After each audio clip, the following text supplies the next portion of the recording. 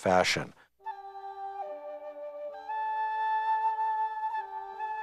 One of the most fascinating questions about Lehi and his family coming to the New World is how the transfer of culture is going to happen. What's the direction? And for things that have to do with everyday life, the direction has to be from Mesoamerica into their lives. They arrive in this new environment where they're surrounded by people who are not like them in any way, linguistically, religiously, culturally.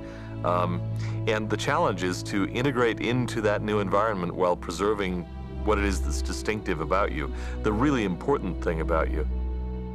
Para conservar They try to maintain their principles and their norms and laws because the whole cultural development was surely the opposite to theirs, or at least very different.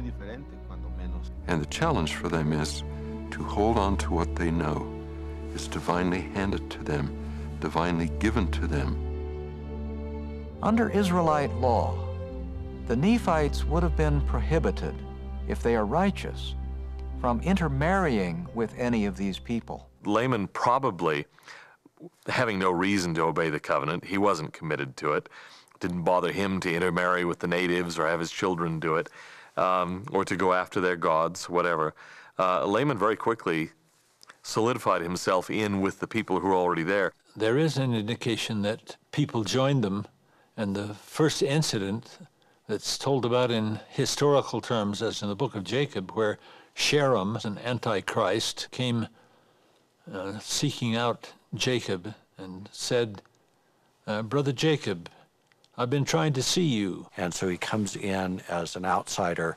He's learned the language, he's learned something of the religion, he has his own sort of religious proposal that he wants to put forward and have accepted. And Jacob indicates to him that he has not understood the religion as well as he thought he did. Those people probably carried different traditions, different languages certainly, and different ideas that were at variance with what the prophets were trying to teach the Nephites. Nephi includes all of these passages in Isaiah, and Jacob does too, to explain how people who are not part of the covenant can be adopted into the covenant. Those are big issues in Nephi's time and Jacob's time.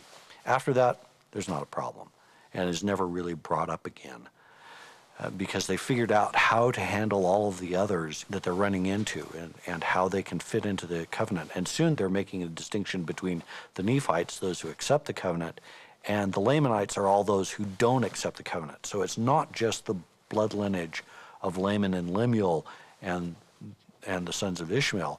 It is anyone who isn't part of the Nephites. It's really more of a cultural identity than it is a physical or biological identity. That widens the scope to any of the indigenous people who are not brought into the covenant.